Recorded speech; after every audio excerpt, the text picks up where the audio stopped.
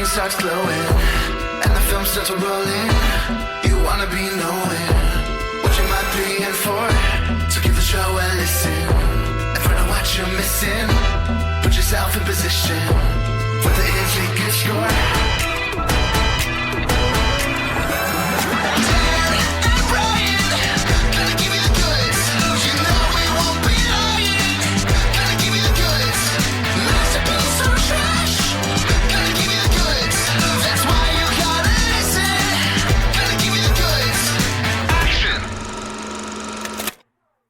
Hey everyone, and welcome to the Goods, a film podcast. This is Brian talking to you over the airwaves. How are you doing, Dan? I'm doing all right, Brian. How about yourself? Pretty good. As always, we've convened here to talk about some films. We've got a couple on the docket today. Various things might get dragged into discussion. But our primary reason for being here today is to fill a gap. We keep pretty thorough documentation of the episodes that we've done for the Goods of Film podcast. This is episode number 235, and we're coming up on about 400 pieces of media that we've assigned ratings to, determined are they good. And we have various data points that we collect. It's part of our word cloud, our data matrix. I'm not a mathematician, Dan is. A statistician. I don't know. What is your field officially, Dan? Well, I majored in math, just math, but I am a software developer and I deal with data. So I have a lot of numbers in my life. And one of the numbers, perhaps the most simplistic face value number that we keep track of, is what year did these movies that we talk about come out? When were they officially released, typically in theaters? Some of the things don't get theatrical releases, most do. Maybe that'll change now that Netflix is buying Warner Brothers, but they come into being at some point, and we like to keep track of that. And in fact, we have one of our spreadsheets is like a color-coded thing of it's red if I pick the movie, blue if Dan picked the movie, and they're all slotted in chronological order. So we can see visually, like a little bar graph, how many movies have we reviewed from each year. And for a long time, there's been a gap that's been bothering me. We do a pretty good job of playing the field, spreading out our picks. So we've got pretty good representation of years going quite a ways back.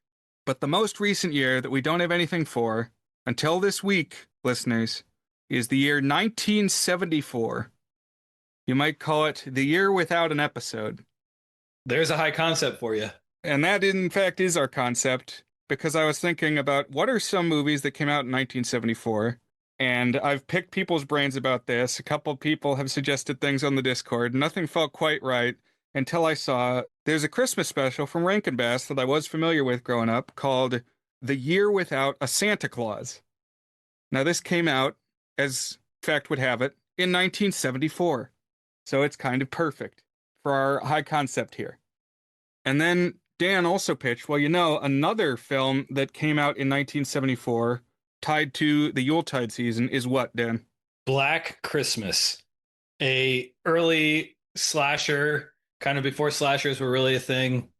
Just like a very dark and scary movie. I had not seen it before this week, but I knew it was known for being pretty tense. And I thought that would be kind of funny. What if we talked about both of them? Yeah. So stylistically very different, diametrically opposed. But it was fun. Two Christmas movies from our missing year on total opposite ends of the spectrum.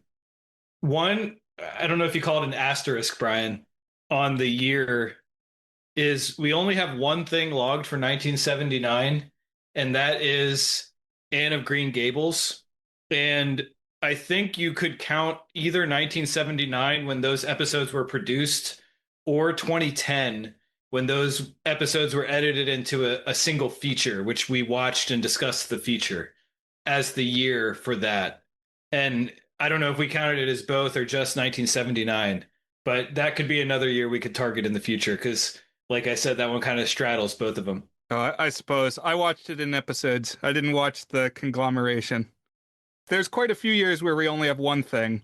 And actually, we don't have to go too much further back before we got another gap because, as of yet, nothing for 1972. further back than that, we're covered through like 1957. Yeah, and I even have all the way back to 1950. So let's look at 1957 because Letterboxd also tracks it and has a mechanism for computing stats for when we've watched things. So Plan 9 from Outer Space, I think, came out in 1957. I have 1959 for that, but let's see. Wikipedia says 1957 suddenly, so okay, I guess. Well, good. Hooray. I made a clerical error. I was reading about a legal case today that attributed something, a loophole, to a scrivener's error. So here's my scrivener's error. We do in fact have one for 1957, so there we go. Thank you, Dan. But celebrate, rejoice, Brian, because now our all we need to plug is 1972, and we're all the way back to 1950. Our quest is all the closer to complete. We achieved something not by doing something, but by noticing that we had already done it. I do think even if you just say like 1974, set aside the minutia about what are the years in general, but like let's just say broadly, we've gone back 50 years and watched at least one thing approximately for every single one of those 50 years. And I think no, we no longer have to say approximately. Well, I guess 50 years ago, we already would have been past 1974 at this point because we're in what 2025, almost into 2026.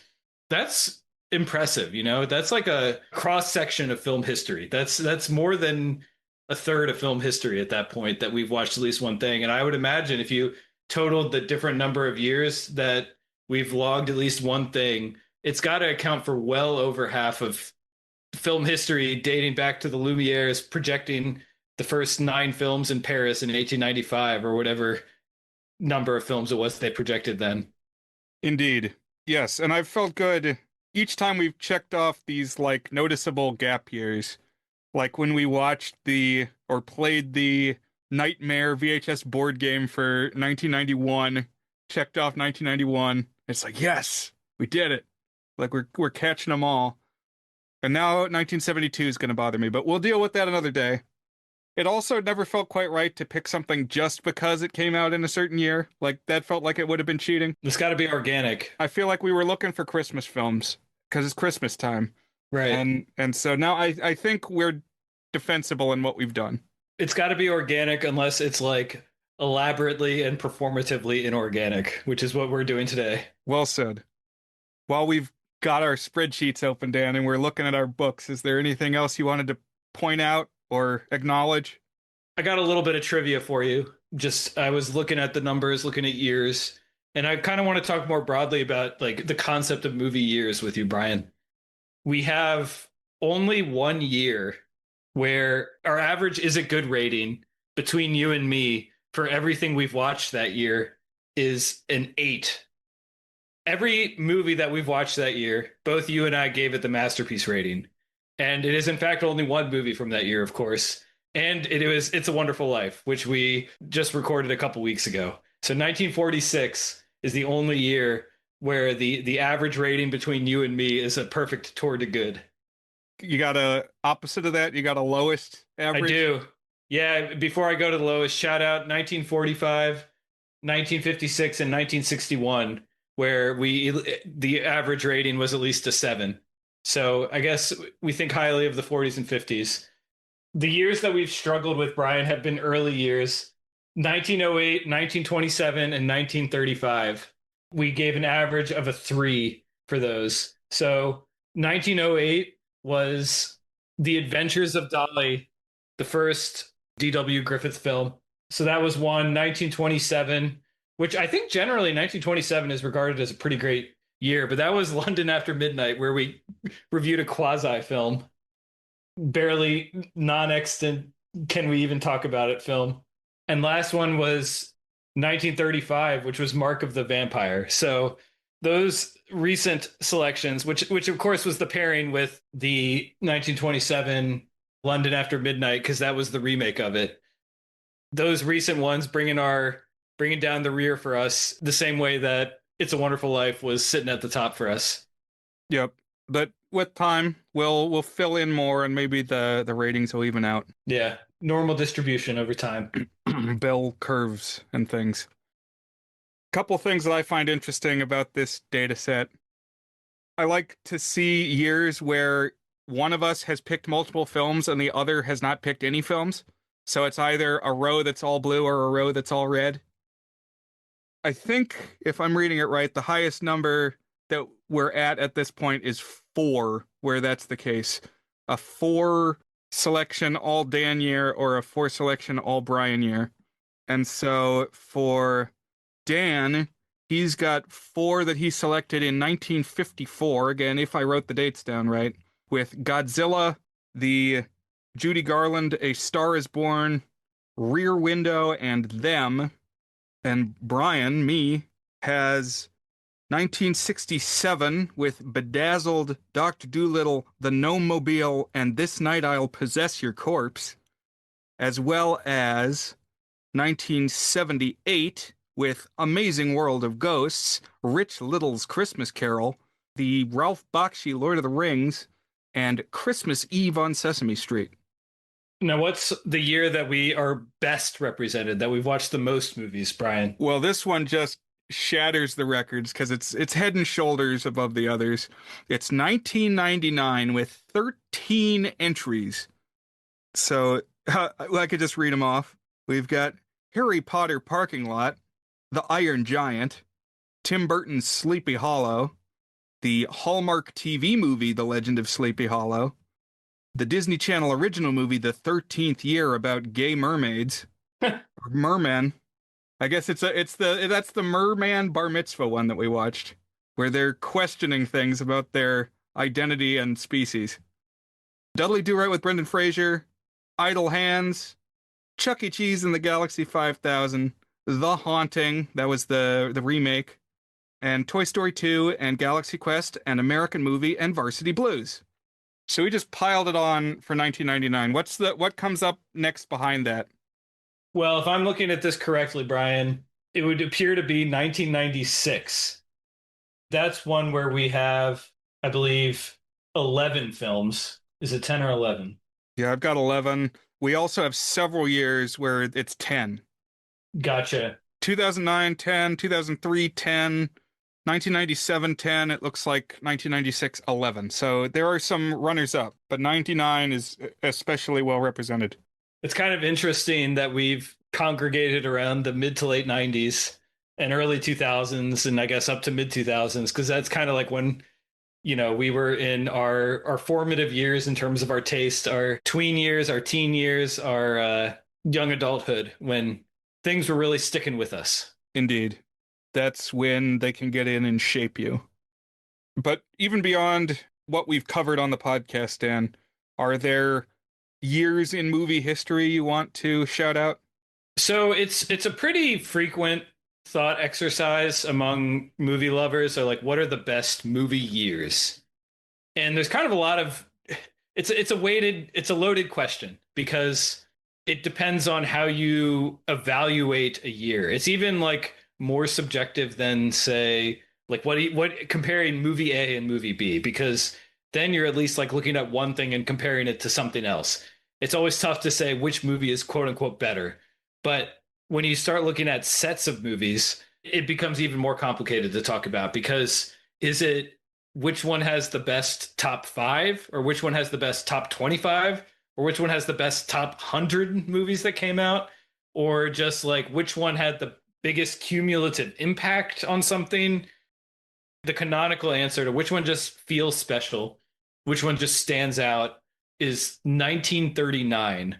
You'll very frequently see this as the greatest year for Hollywood in particular, so American cinema, where a lot of really iconic pictures came out that kind of defined what is a Hollywood picture in a few different flavors. So you had The Wizard of Oz, Technicolor musical, maybe like the most cinema movie ever made. Like if you were to distill what is a movie into one movie, The Wizard of Oz would be a pretty solid pick for that. You also have Gone with the Wind. And you got to think about that Wizard of Oz and Gone with the Wind were from the same director, at least partially. I mean, Wizard of Oz had multiple directors working on it. Yeah, and Gone with the Wind, great in its own way, like huge epic spectacle, romance, production, all that, acting, just kind of the epitome of big budget Hollywood. You had Stagecoach, one of the iconic westerns, and then Capra's Mr. Smith Goes to Washington, which was kind of like the all American spirit, and just a lot of other stuff filling in the cracks there in 1939. I've heard it called like the golden year of Hollywood. And that's just kind of right around the time that Hollywood magic peaked, you know?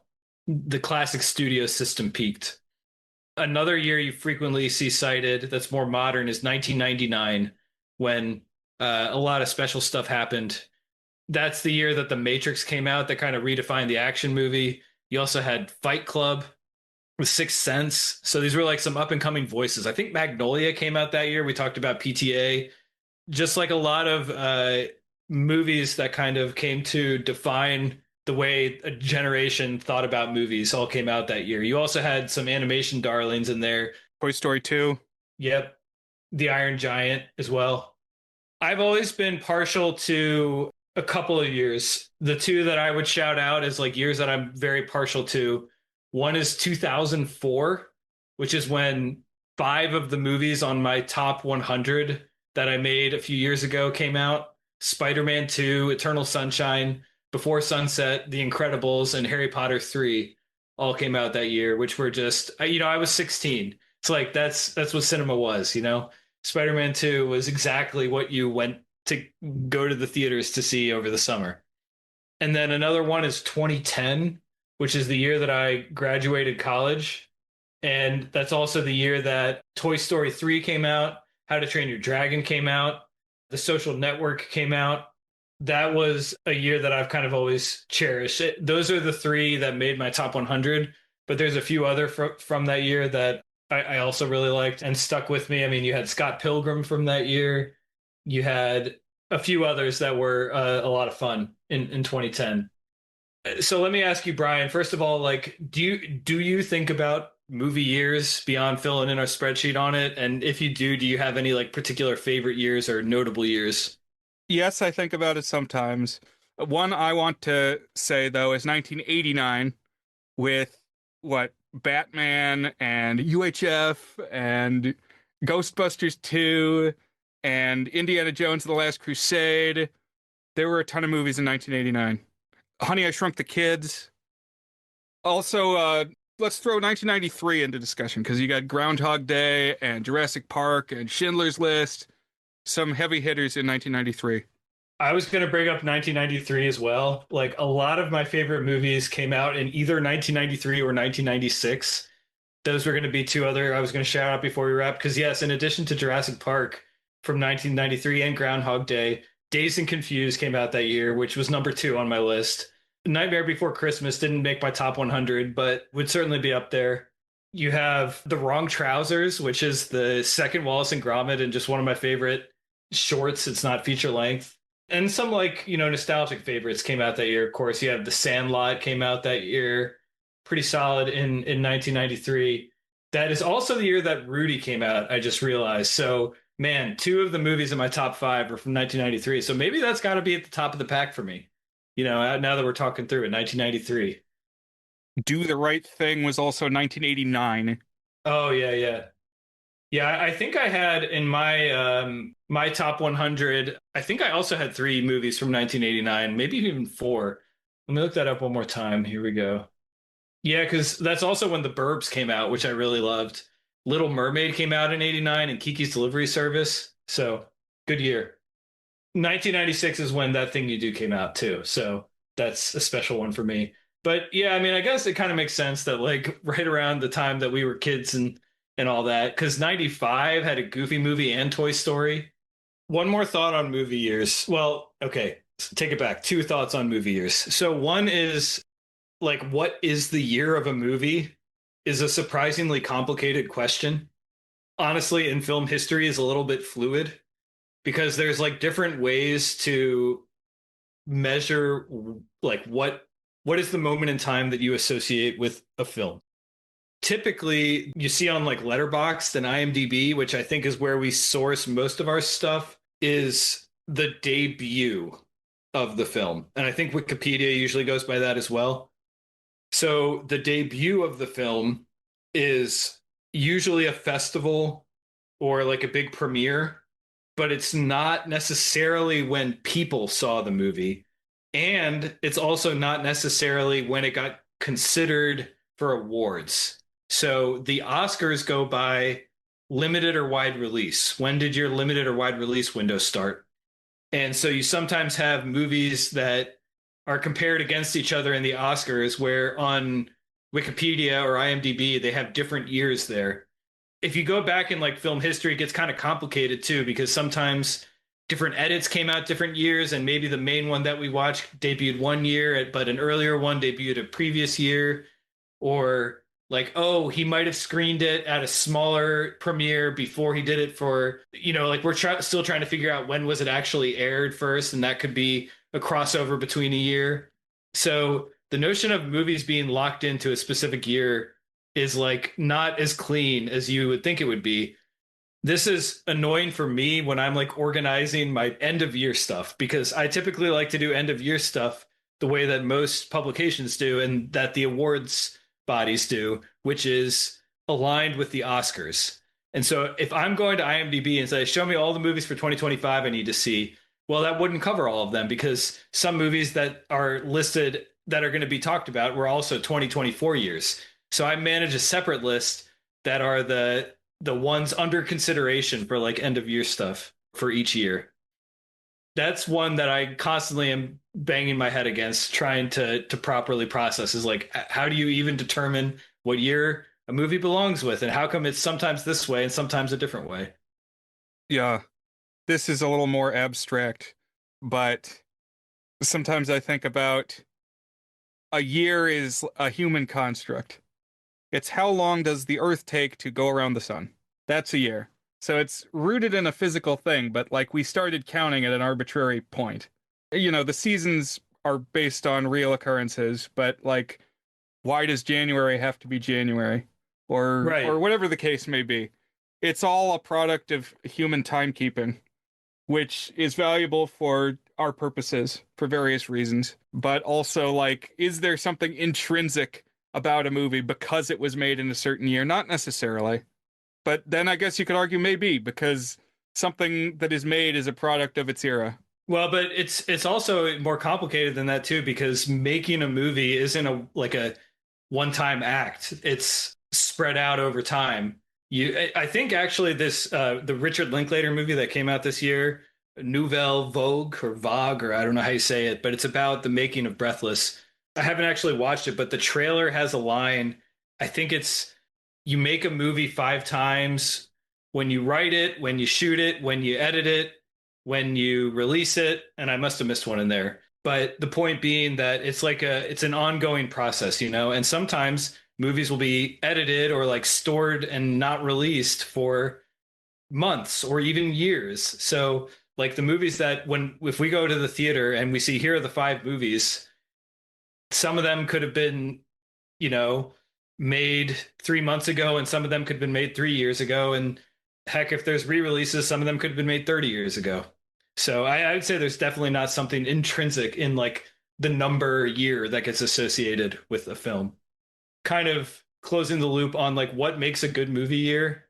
Ever since I've been watching, dozens to 100 or more movies a year, since I started really getting serious about writing reviews and doing this podcast, I've had multiple people ask me, so was 2022 a good year for movies? Or was 2023 or 4 or 5 a good year for movies? Like, I feel even less equipped to answer this than the normal person, because I just have so much noise and so many data points. It's like, are you asking me, like, are the 5 best movies very good compared to a normal year? How much context do we have to apply to that? And even when I'm like close to it, it feels difficult to talk about. I don't know how I'm going to feel about the top 5 movies of 2025. I feel like I'm not really going to know how I feel about those until like 10 years from now, when I look back and be like, oh, Twinless, man, that was really a special time when movies were coming out. Or am I going to be like, oh, there were some okay ones, like Twinless was pretty all right. But like, is it going to be special?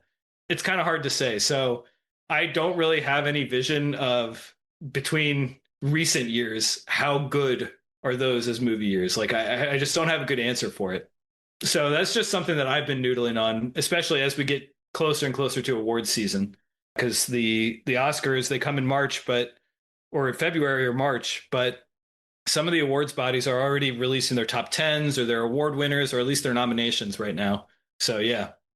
One more question is we're coming up pretty soon on a new year. It's going to be 2026. And do you have things you're trying to tackle specifically with the podcast? Like what are you gunning for? What are you trying to track down and cover in the new year for the podcast? And we typically do this when we do like the annual spectaculars or whatever, and one of those is not too far away, a couple months. But I don't know, you got things you're trying to check off, itching for? Not very specifically, because in general, if I want to do it, I just pick it, you know. I have a couple of like threads I want to circle back on. I'd like to talk about at least one more Damien Chazelle movie, particularly if he releases one in 2026. One thing I'd like to do, I don't know what the right format is. This is something we can noodle on. I was going to bring this up in our 250th Spectacular, Brian, but like maybe we each choose 5 movies or something, but like movies that we've talked about that have follow-up thoughts on that didn't make it into the podcast, either because we forgot to say them or because our opinions of that movie or like the way that we place it and how we view movies has changed. Like I want to talk a little bit about La La Land and another Chazelle thing. I want to talk about zombies again. And I have a couple others in there that I feel like I'm a little more formulated on some thoughts around them since we talked about them. Yeah. Zombie is a very key text. But I am picking up what you're putting down. What'd you say once? I'm smelling what you're stepping in. My wife hates it when I say that, but that's what I say all the time. That was a new one for me, but I like it. What about you, Brian? Are there any particular goals for 2026 for things to talk about, things you're looking forward to discussing on the pod? As I said, 1972 is going to be the one that sticks in my craw now. Got to find some 1972 films and a semi-organic way to shoehorn them in. But other than that, there's definitely some franchises we can follow up with. Now You See Me 3 just came out. Yeah, I saw that. It just hit streaming too, I believe. So you can trace that one down now. Indeed. And there's some other Scream 6. Feel like a couple other entries. We did get a little coverage of Zombies 4. But I'm sure there's other examples. Ones that we were waiting for that then came out and we can circle back with. But now let's dive in to the specific films. And one is a TV special, The Year Without a Santa Claus. So, Dan, Rankin-Bass. We've talked kind of around Rankin-Bass, at least the holiday specials. We did have some official selections when we covered the Hobbit specials. The Hobbit and Return of the King, that were kind of bookends to Ralph Bakshi's technically separate Lord of the Rings film. But do you have thoughts regarding Rankin-Bass? They're kind of interesting because they're an animation studio, but they're not like a high budget animation studio. So they kind of did things their own way.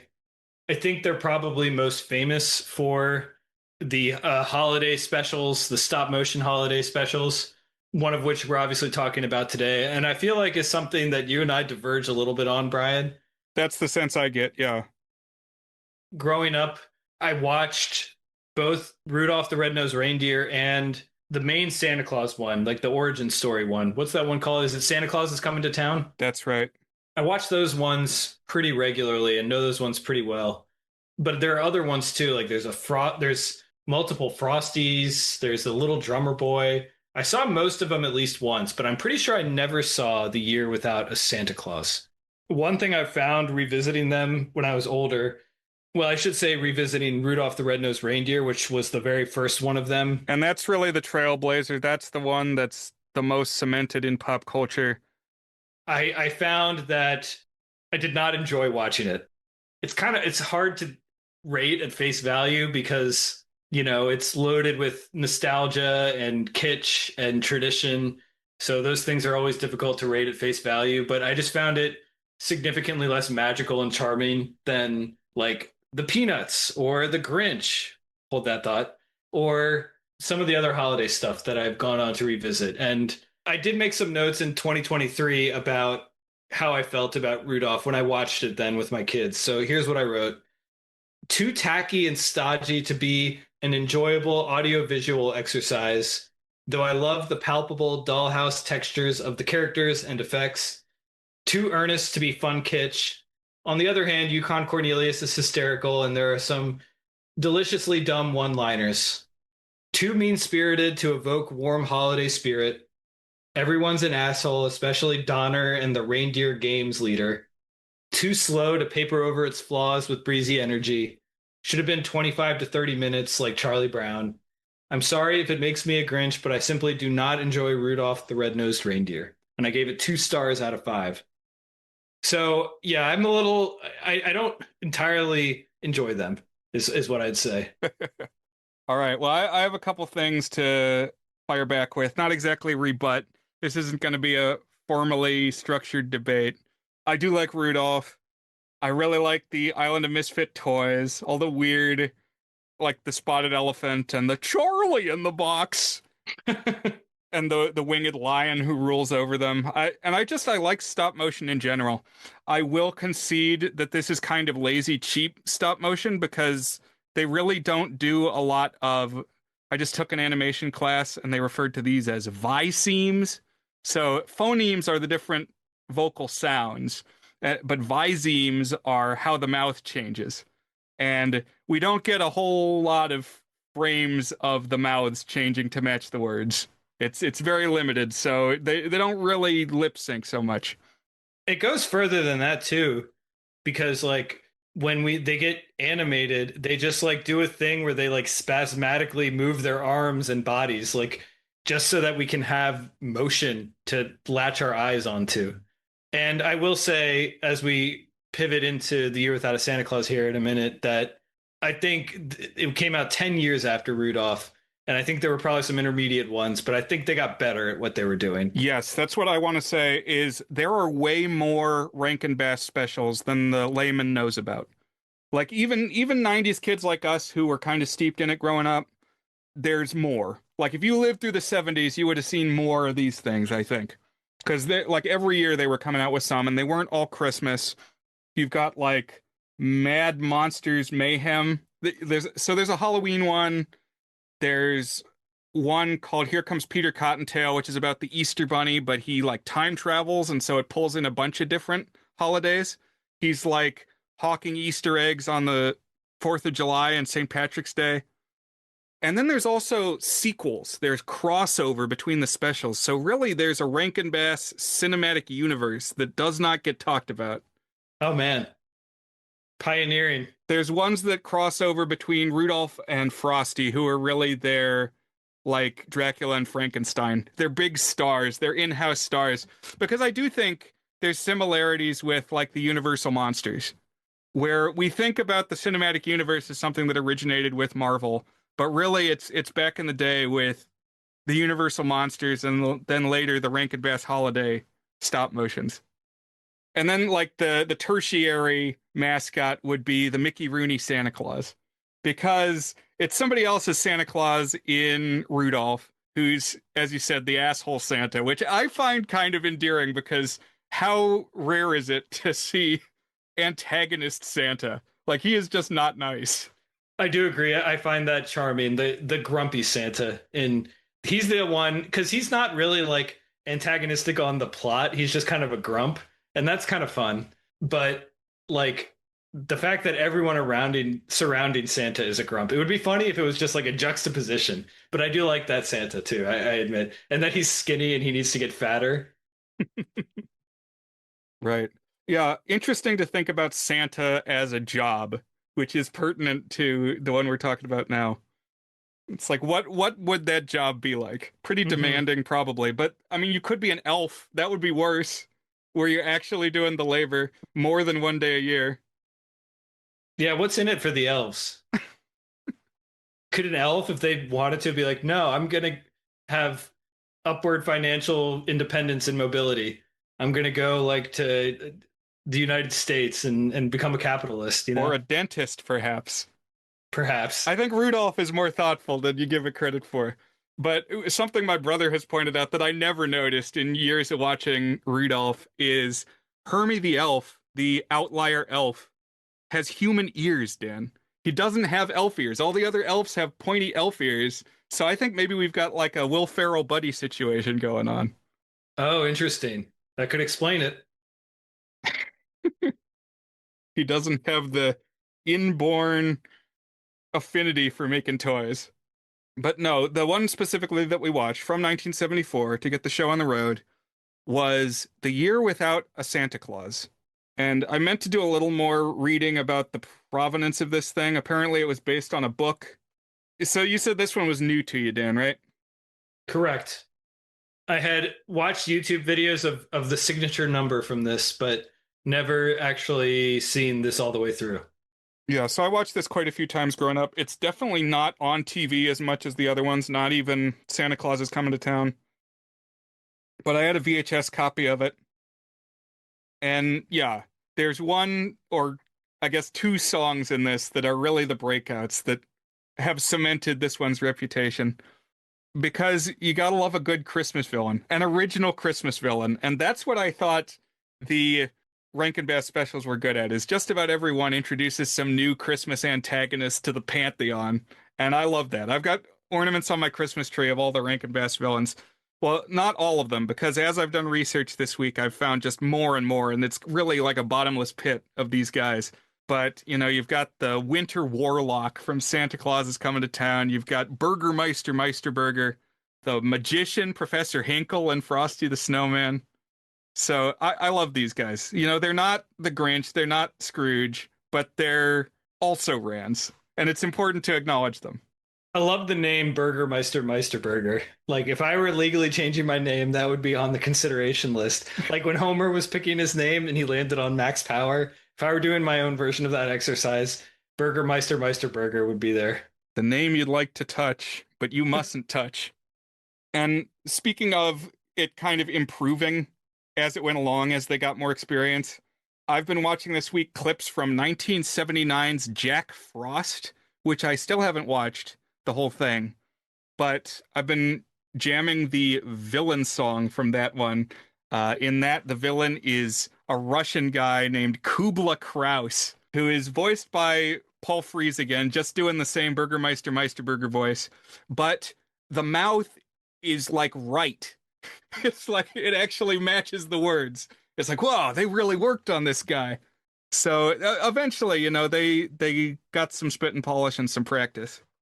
But Year Without a Santa Claus opens with Mrs. Claus kind of telling the story of a year when Santa Claus woke up sick early in December and was mulling over whether he was going to do the usual annual Santa Claus thing.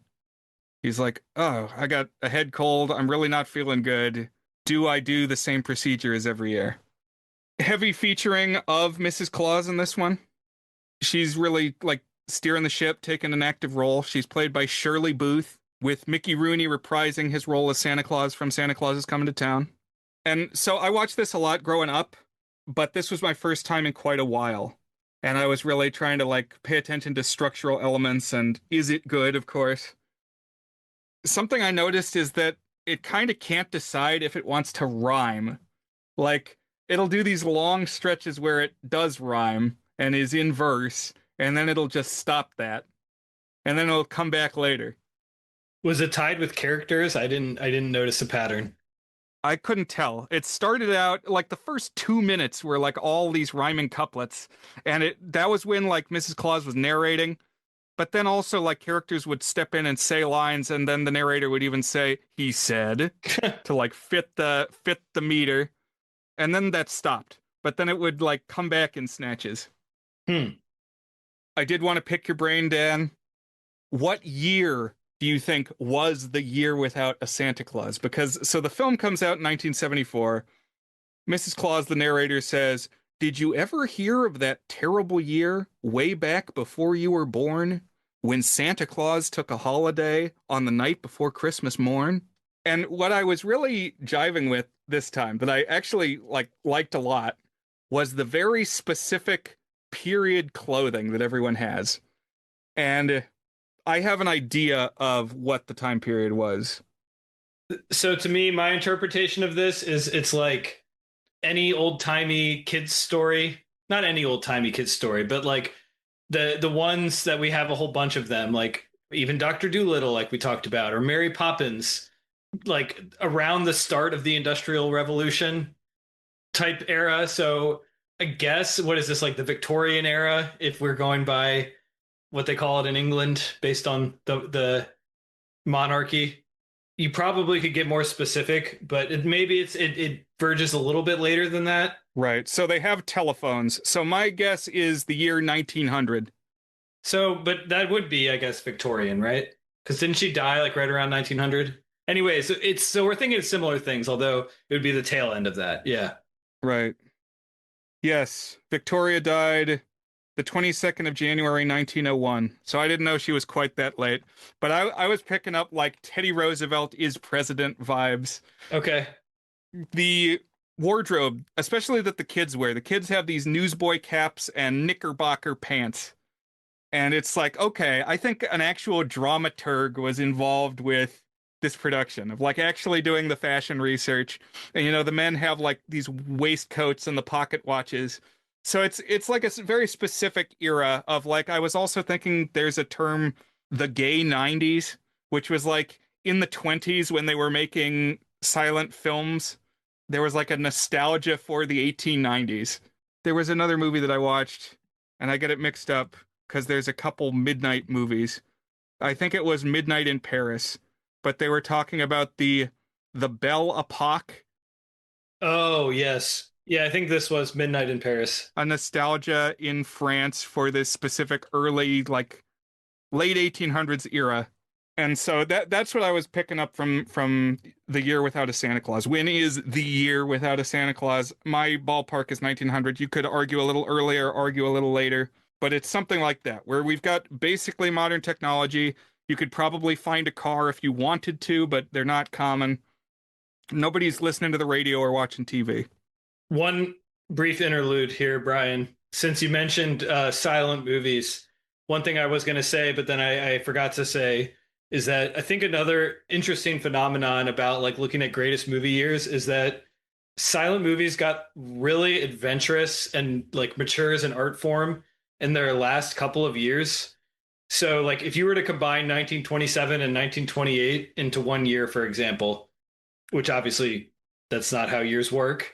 But like if you kind of like look right around 27, 28, that was a peak, I think, artistically. If you have an appetite for silent movies, like they really did just get better and better until, as talked about in Babylon and Singing in the Rain, sound came in like a wrecking ball and changed the way they were made and had to kind of rebuild from there until I guess we got to 1939. That's right. But Santa is not feeling hyped up. Doesn't want to go do his usual thing because he's sick, which, I mean, defensible. It's like, why should all of that be on one guy's shoulders? Even just the round the world trip and distributing all the gifts, that is like a big undertaking. So let me ask you then, Brian. Okay, I'm curious. What was your family's relationship with Santa? Your mythology, the way that you and your parents and your siblings talked about Santa as you were growing up? And at Yeah, what point was that myth shattered for you? good question. I almost was wondering if we are gonna shatter the myth here on the episode. Do we target believers with our podcast? Perhaps not. Dan seems ready to take a sledgehammer to the myth. I believed in Santa until I was 9 years old. That was when it changed.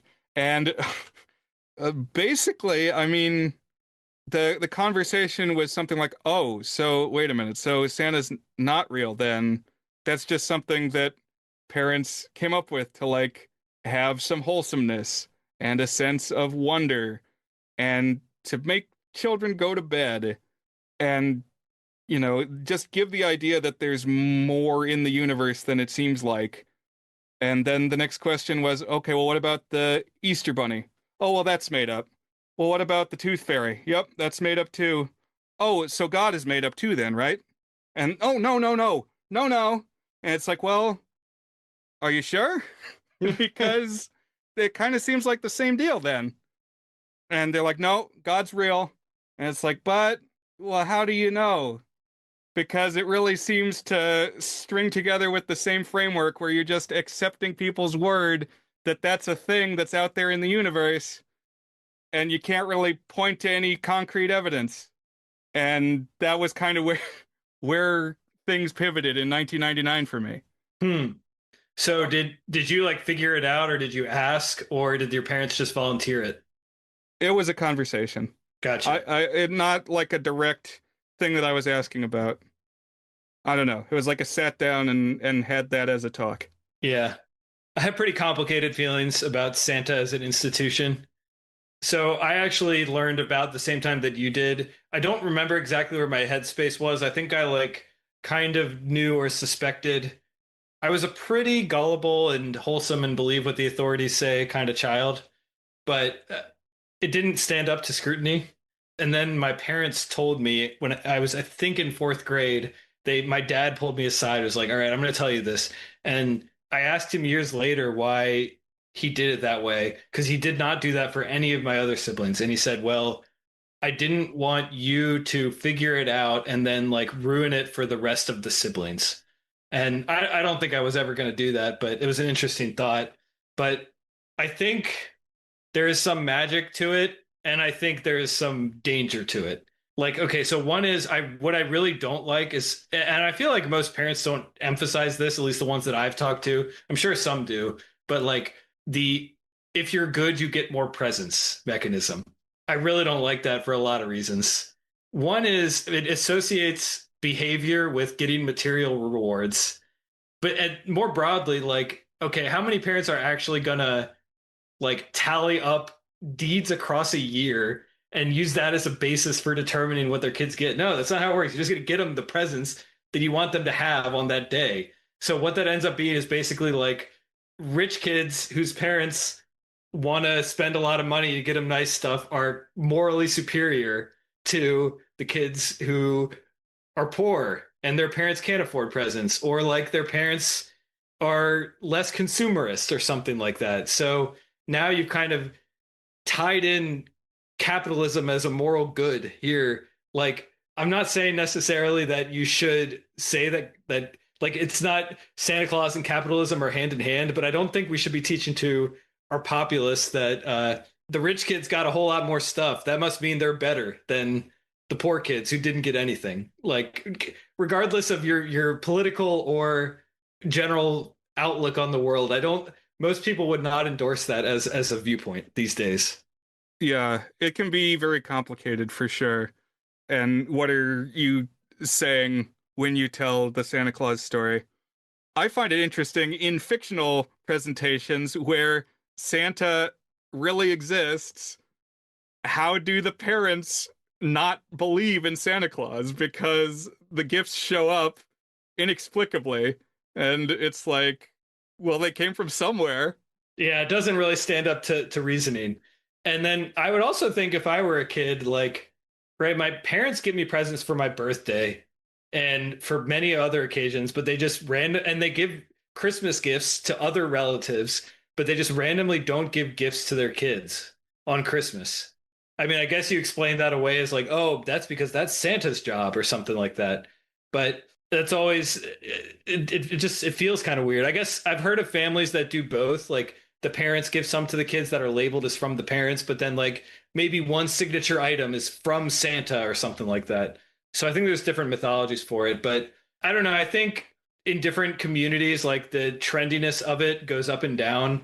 Like me and some of the other parents I know, we've talked about it, and like I'm not excited about like telling elaborate lies to my kid in any context, you know? Like that's not something that I want to do. I like to be honest with my kids and be frank with them when they have questions about stuff or want to know how the world works. On the other hand, there is something magical about believing in a spirit of giving and like the magic of waking up and as if by magic wishes are granted and it's just this world of winter fun before you, you know? So it can go different ways. Mm-hmm. I am not on board with Elf on the Shelf though. The elf on the shelf really emphasizes the judgment, the omniscience of he sees you when you're sleeping. But what bothers me about it is how new it is. That it's literally something I thought it was Target invented it. It wasn't technically Target. It was like a children's author wrote the book and then merchandised the hell out of it. But it's a very new phenomenon, and it's this idea that, oh, you got to have new things to sell. Like, if you can cement something as a part of the holiday season, people are going to buy it every year. It's not just a flash in the pan because Christmas happens again and again. It's what I've said about Christmas songs. It's like you could write a Christmas song in, 1949, and it's going to get radio play every year and be generating revenue every year. If you can pierce the veil. The problem is everybody's trying to do that. Like, there's so much Christmas music that gets made that just is a flash in the pan we're not listening to now, you know? I don't know about that, Dan. I'm gonna be blasting "Just Go Nuts at Christmas" by Yogi Jorgensen. Well, but then I know that you don't do Spotify, Brian, but like if you listen to the new Christmas hits, there's like every pop artist has released a Christmas song in the past year that we're gonna go that like they're trying to like make a new standard. And it's like, I don't know, one in every 5 years gets long-term traction. Like the Kelly Clarkson one sort of has. And maybe this Ariana Grande one, but then there's like plenty of others that are just like we're trying to be a new standard and it fizzles. I'm sure you're right. And now with AI, you could just dedicate it to the task of writing every possible Christmas song, and then we burn through them more quickly. Santa, in this specific story, in 1974, he's hemming and hawing, do I go? Because I really don't feel good. And Mrs. Claus wants him to go, believes in this institution, and says, hey, we got to hype Santa up. But the reason that he gives, on top of being sick, is like, people don't care about Christmas anymore, which specifically it's framed as don't care about Santa, which was another thing about these specials, starting with Rudolph the Red-Nosed Reindeer, is they're never going to mention Jesus. Nobody's ever going to say Jesus. It's like Christmas exists as an entirely separate entity from Christ or Saturnalia or anything else. It's like Santa is his own thing. Let alone that it literally means Saint Nick, right? Isn't that just what I guess? Okay, hold on. Now I'm questioning myself. This is like a Gavin thing. Is Santa Claus and Saint Nick the same thing? I believe that's the assumption. Okay. Like Nicholas of, I've heard Turkey comes from what was the precursor to Turkey. I don't know. It would be interesting. Well, we have multiple Christmas shows a year. We'll have the opportunity to expound on that again. Who was Saint Nicholas? And one thing I've heard, I don't know if this is true, but like the modern image of Santa, of the jolly fat man who flies around on reindeer and has a white beard, comes from the poem that everybody knows. So is that true? I would say that's true. What Okay. gets my goat is when people say, "Oh, he was just invented by Coca-Cola," and it's like, well, no, because Night Before Christmas came out in 1820. Okay, same year as Sleepy Hollow. Thomas Jefferson was still alive. It's like that's pretty early. Although perhaps Coca-Cola really made the image more central, perhaps Right. more iconic. And like there's variations. I mean, like Father Christmas from Britain, Hmm. who usually, at least when he shows up at like Busch Gardens, Williamsburg, the distinction is they dress him in green. So I don't know how based in folklore that is, but like to set Father Christmas apart, put him in green, and then that's kind of how you see him in Christmas Carol as Ghost of Christmas Present is like green Santa. But my point, this idea that Christmas spirit is on the wane. People don't feel the Christmas spirit. They don't believe in Santa Claus, and this is what needs to get rectified. Because if it's not, Santa's not going to have the juju to do what he does. And so what Mrs. Claus decides is she's going to send these two scout elves down to Earth to ask around and try to find like one instance of pure Christmas spirit. And so what this story really is, Dan, is like the Sodom and Gomorrah story, where you see they're sending down an angel to go investigate the town and see if there's one righteous person there, and if there is, they're not going to destroy the city. But they really got to look hard. Yeah, this whole narrative is a little bit shaggy. It's like very circuitous to get to the point. And like I was wondering, like, what if they didn't do this? Like, how would everything have changed? I don't know. Like, or various characters at different times. Like, particularly when, well, we'll talk a little bit about it, but like when they push further into like this sort of series of unfortunate events. But yeah. Yeah, there's like a wager that gets struck or a bargain that is a little complicated, probably more than it needs to be. But so the elves go down and they confront a group of school children and they're questioning them, which, like, this is the kind of thing that would get more scrutiny today. Strangers approaching a group of school children and taking like a weird folklore census. Possible episode title. Oh no, we already have one, I guess. Also, though, as they're flying, we learn a bit more about the way that this specific world works.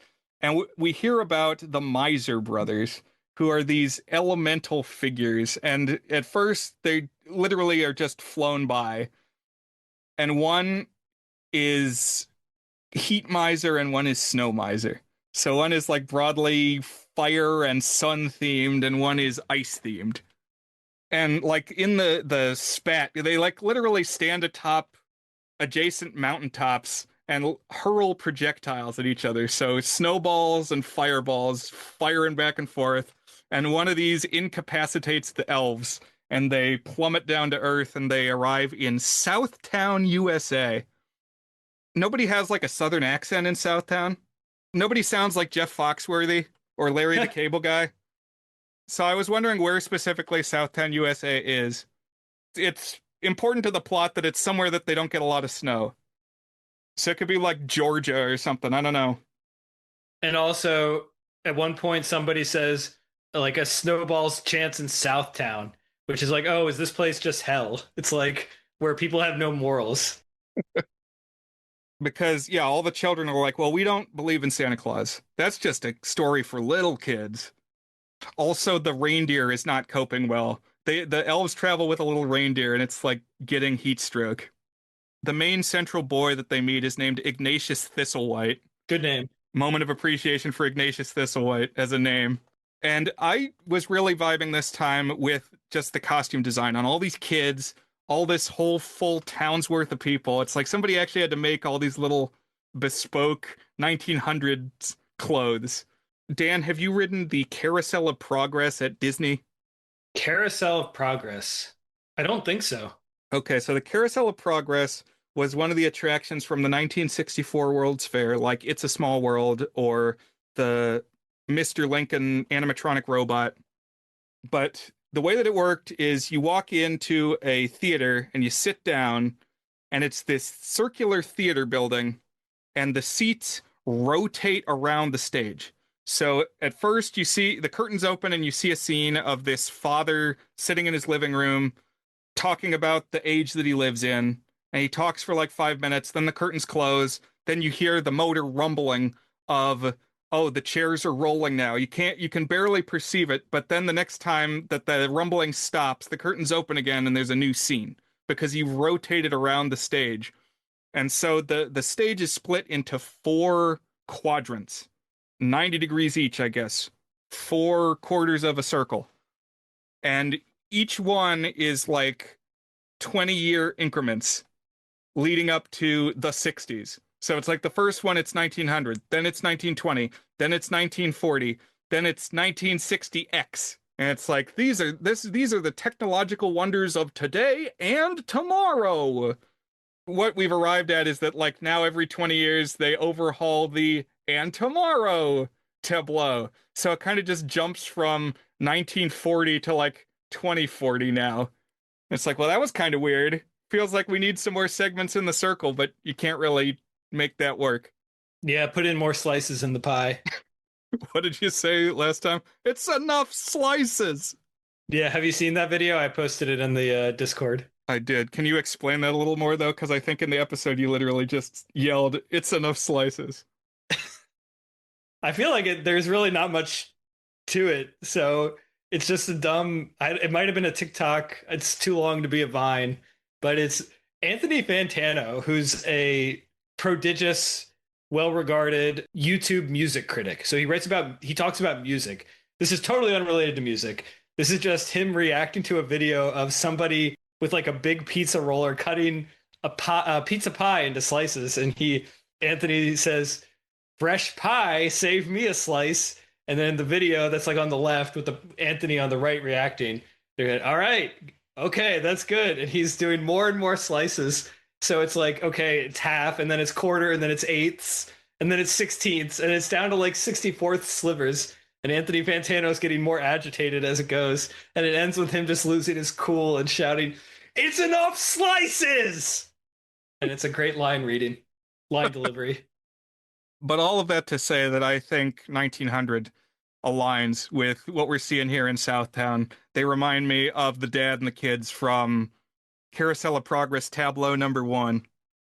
And yeah, there's like some confusing back and forth because so the elves get there and they talk to the kids, they meet the kids, but then a dog catcher captures the reindeer, and so then the elves are kind of sidetracked dealing with the pound. Meanwhile, Santa hears that they've gone on this mission, and then Santa goes to Southtown. I think the whole thing would be more streamlined if Santa just stayed where he was. Yeah, this is where it didn't make any sense to me. It's like, what is this whole endeavor achieving? Yes, so I agree with that. I think Santa being sick was enough of a inciting incident.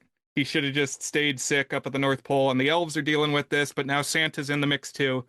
The only reason that I like this part is so now Santa's talking to Ignatius and like goes into Ignatius's house. The kid's like, "Oh, well, you seem like a nice guy. Come into my house and talk to my parents." And so the next thing is they're all having like dinner together. And Santa and Ignatius's father encourage belief, which is the first time that we've heard this from anybody in the town. Obviously, Santa's going to be pro Santa, but the dad too is pro Santa. And they sing this song called Believe in Santa Claus. It's up there for me as like a legitimate Christmas tearjerker song. Like, I think it's effective because the story that the dad tells in the song is basically when he was a kid, he doubted Santa Claus, but then one night he encountered Santa Claus.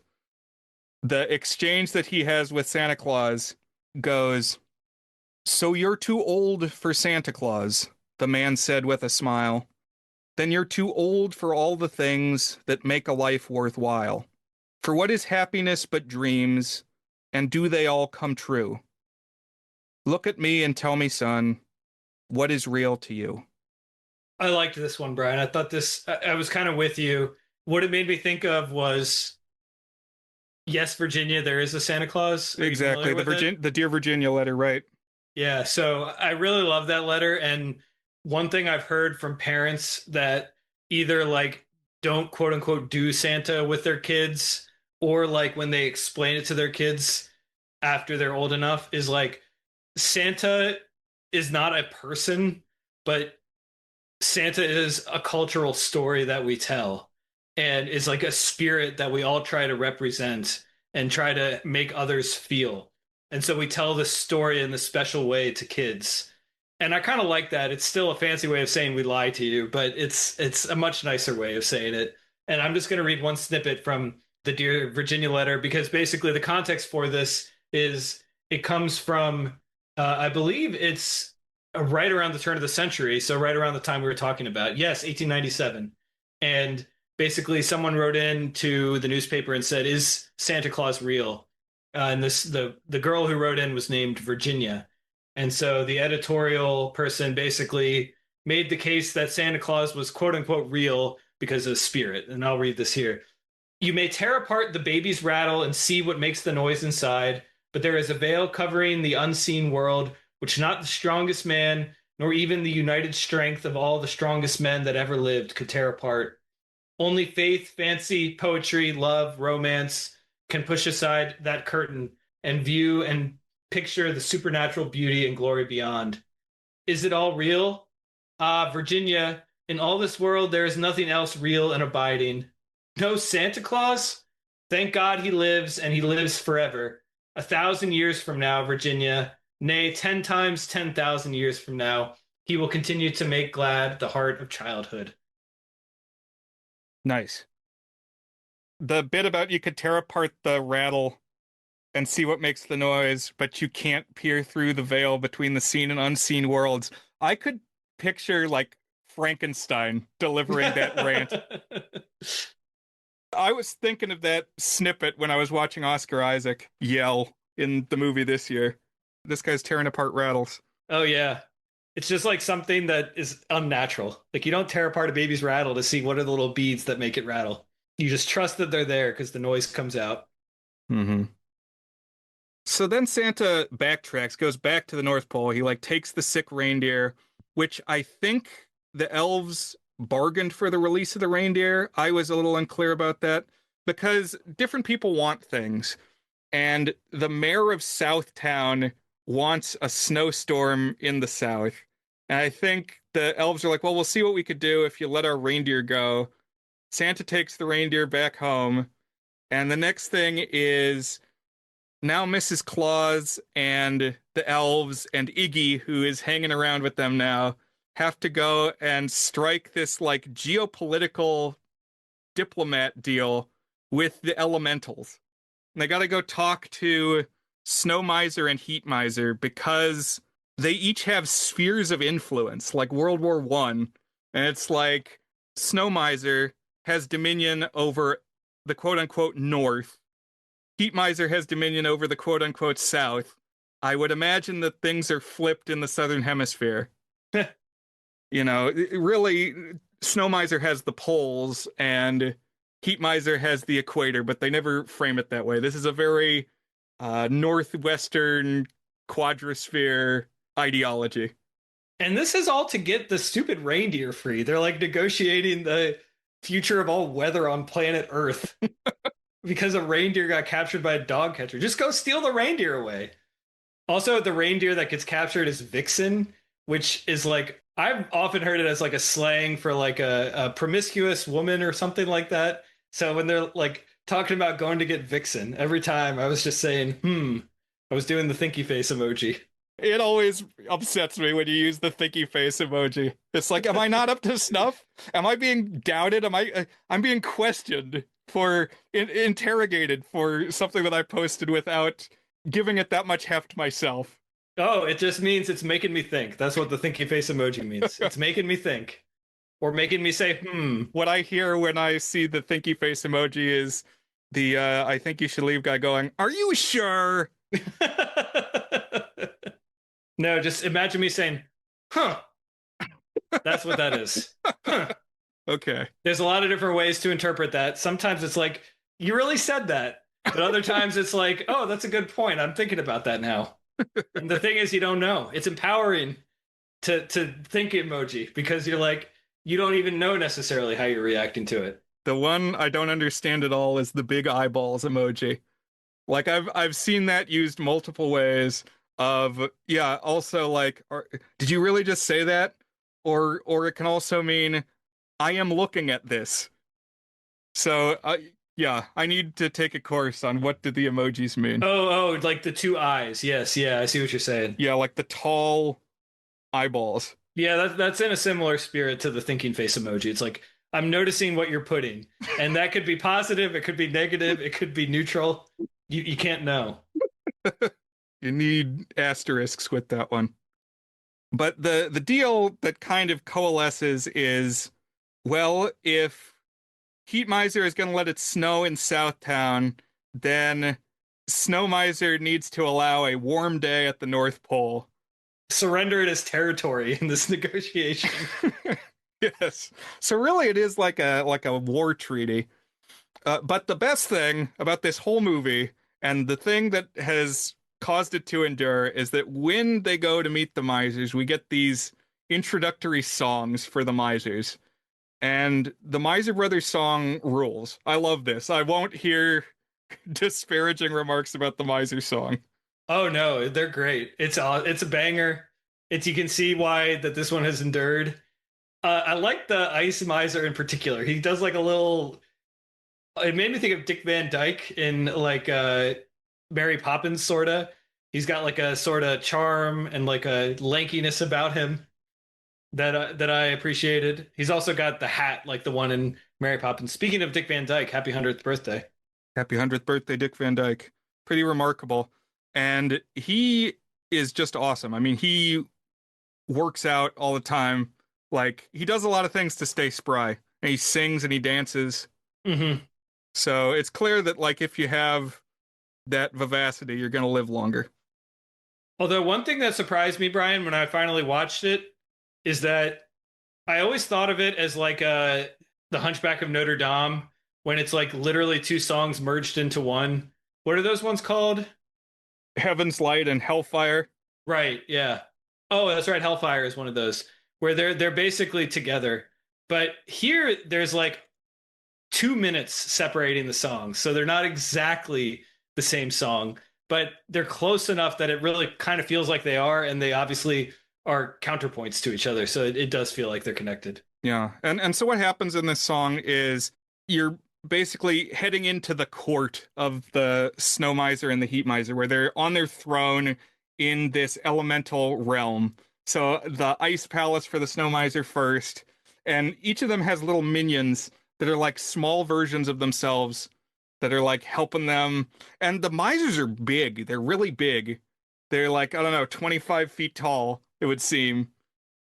Like Snoke in the first Star Wars sequel, where people wondered, oh, was he really that big? And then you saw it was just like a large hologram. Hmm. But the misers, yes. My God, man, you're so large. Although, yeah, then when they finally stand next to Mrs. Claus, they're more like 10 feet tall. I felt like their size shifted a little bit. You could be right, but they're larger than typical human size. Dan, there's also a live action remake of this movie that was on TV in like 2006. Have you seen anything from that? No. Okay. We'll drop some screen caps and clips in the Discord because we've been talking for a while already. But the crazy thing is in the live action remake, the minions are like groupies. Like you've got Snow Miser and Heat Miser, but then the lackeys are like beautiful women in snow and fire costumes. Okay. So that was a choice. Here it's literally just tiny like copies of the same maquettes are the little helpers. Brian reacted with the thinking emoji or the eyes emoji. Seeing that in the live action one. I am seeing this. Yes. But I really like when it cuts because it's the same song. It's just the lyrics are different, but it feels different when it cuts to where Heat Miser lives, which is hell. He lives inside a volcano with just these huge jets of fire, and it brings a whole different menacing energy when you go in to meet Heat Miser. And that's part of it too, is the ice miser is like a cheerful, jolly fella, and heat miser is a grump. Which is interesting because icy is like a euphemism for someone who's grumpy, you know? Right. Yeah. Also, Because, Heat Miser looks like Trump. He's got oh, interesting. the upswept yellowish hair, and then he's got the like the grumpy round orange face. And so you saw memes pertaining to this likeness of likening Trump to Heat Miser in 2016, but then when he was running against Biden in 2020 and 2024, you got the memes that, oh, well, you know, Biden's got kind of this narrow face and this rime of silver hair. And so it's like, oh, finally, we got them both. We can have Snow Miser, Heat Miser memes. Big day for snow miser, heat miser meme economy. I was waiting, and then there we go. We had it.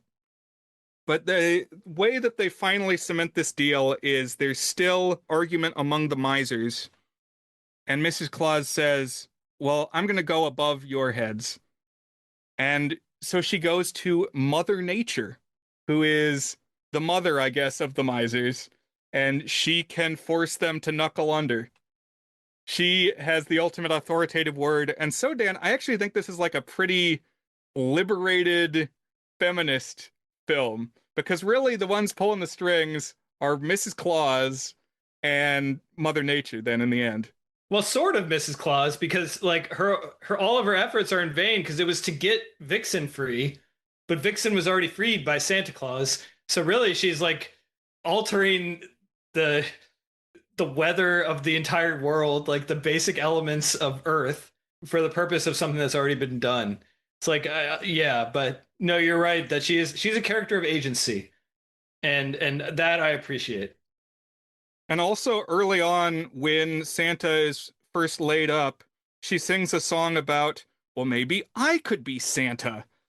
I've fantasized about it a lot. And so she's, I don't know, she's like gender fluid. She's imagining becoming Santa and wearing the suit. And Oh, interesting. She sees herself as Santa, and when she looks in the mirror, right. queer reading on this film. Yeah, and I was thinking it reminded me of like maybe not Norse mythology, but some sort of mythology where, like even you see this in the Greeks mythology where there's like the siblings who are also gods, but they're the child of a higher god, and when that god gets involved, but there's like these lifelong feuds that are complicated and have ramifications for the people on Earth. And I was like, this is like complex. Is it ontology? What's the word for like the order of a universe here? Yeah. So they strike this deal. This is what's going to happen with the weather. Simultaneously and semi separately, Santa's still weighing, is he going to make his trip? Like it's kind of detached from what's going on with the misers, Mm-hmm. but the children of the world decide that they are going to let Santa have a holiday. They're going to do like a reverse Santa this year where, all the like small world caricatures of children of many nations are going to be shipping packages up north to celebrate Santa and all that he does for once. Which, if you're a fan of public domain films, Santa's Surprise from 1947 is essentially this. Like, the international caricature children are pitching in to give gifts to Santa. But then he gets a single letter from a kid who's still unhappy. Like, well, if Santa doesn't come, I'm going to be sad. She didn't get the memo of all the other children. And so it's an instance of like flip-flop. There's a few times in this movie where it's like they establish something and then double back on it really fast. And it's like they could have just streamlined this a little more. But the effect is this letter from the sad kid comes, and while Santa's reading the letter, Blue Christmas plays, which I think of Elvis when I hear Blue Christmas. He's not the only one who's sung it, of course, but that's like a very different time period than 1900 or 1890. Yeah, like rockabilly is very much a 50s, early 60s thing. Yeah. So that felt wrong to me. It's always kind of felt wrong, and it happens like 5 minutes from the end of the film. I see It's, what you're it's saying. like we're poking a hole in the bubble, in the dramaturgy. But it causes Santa to reevaluate. And it's kind of like at the end of Nightmare Before Christmas, where Jack says, "That's right, I am the Pumpkin King." He's he's feeling his oats all of a sudden. He's like, "No, this is what I do."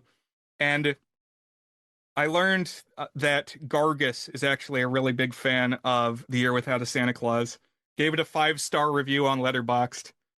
I wanted to pull a quote from the Gargus review, which says, Santa's delivery of "never felt younger, never felt stronger, haven't got a symptom any longer. Now pile all those toys inside. There's no time to waste. Tonight we ride." Prepared me as a child to love Peter O'Toole's delivery of "what is sickness to the body of a knight errant? What matter wounds? For each time he falls, he shall rise again, and woe to the wicked." And I found that evocative. What is that from again? I'm not sure. You gotta go to the source on that. Something that Peter O'Toole said in a movie, presumably where he played a knight, so not the one that we watched. Oh, it's Don Quixote. Okay, well I gotta Interesting. watch that. I like Don Quixote, Yeah, Man of La Mancha. but the idea that this is what you're here to do. This is you in your element, and if not you, then who? And you feel this surge, and so then he does fly off and deliver the toys. So actually, the title is completely wrong because there was no Year Without a Santa Claus. It made you think there was gonna be one. Maybe in like manipulating the seasons between Heat Miser and Ice Miser, they like inadvertently forced a year to pass or something in there. Yeah, or it was like the Superman movie where the Earth spun backwards by a day, and that was the Year Without a Santa Claus. So we'll come back to say what was good, what was not, when we rate. But Dan, did you have anything else you wanted to say before we tackle our second film on our bill of fare? I think I'll save my thoughts for the rating section, Brian. Sounds good. So, Black Christmas. I had not seen this one before. You had not seen this one before. It was new to both of us. We were both green alike. Right. And it's kind of an important step in the evolution of the slasher. So you kind of have Psycho as the founding text. You have some people will put Night of the Living Dead in there too because of that one sequence that's kind of slashery. And then you get this one, and then a couple years later you get Halloween, and then in 1980 you get Friday the 13th, which basically codifies what Halloween had kind of refined into a formula and made slashers as what we know them today. But this was a very important stepping stone. I kind of knew that it was considered like a proto-slasher. I also knew it was considered to be like a pretty scary and intense movie. And man, I actually found this to be a very tense movie. And honestly, I think it, if you were to like put this alongside other slashers, I wouldn't have it as high as Psycho, but like I think it's better than most slashers that I've seen. And in really just being like both a scary movie and having like interesting things to say thematically while still just being like an interesting story about like a scary thing that happens involving one by one people dying. Yeah, I'm on the same page with all of that. That I had heard it was pointed to as like maybe the first slasher, but one that was nowhere near as well known as Halloween, but that did all the same things first and as good, if not arguably better in some cases. Yeah, and it's actually the opening shot. I was like, oh my God, this is Halloween because it's like an outside POV at a holiday where people are celebrating, the first Halloween opens with a POV of a kid like breaking into a house on Halloween, except it's a Christmas party. And so we're seeing somebody arrive at a house, but then we're like kind of seeing it from this sort of fisheye lens POV roving camera, like we're creeping around the house ourselves. And the way the story shakes out, it starts at a Christmas party in a sorority house right around the time the semester is ending, right around Christmas. People are packing up and getting ready to go home for the year, but also like celebrating Christmas, and they each have their own little bits of drama going on. It's kind of like a slasher in the sense that each one of the characters has like a single thread of personality and drama going on, and there's like five of them, and then there's one that gets a little bit more, who would ultimately be classified the final girl late in when the formula was a little more codified.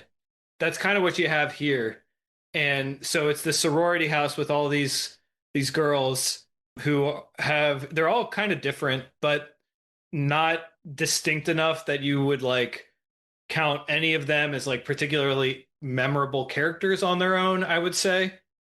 Yeah, so not super like flat archetype sense in that, oh, this is, the slutty one, this is the fat one, this is whatever you might have.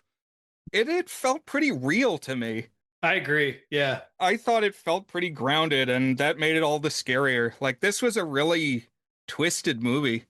I ended up being really into it. I mean, yeah, I had not seen this before or knew too much about it other than it did get a Buzzed on Movies episode.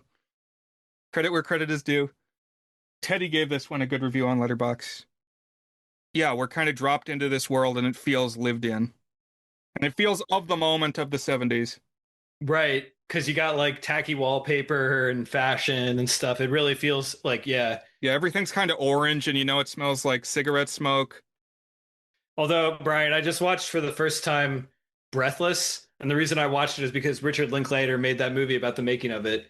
But the Godard film, have you ever seen that one? No, I don't think so.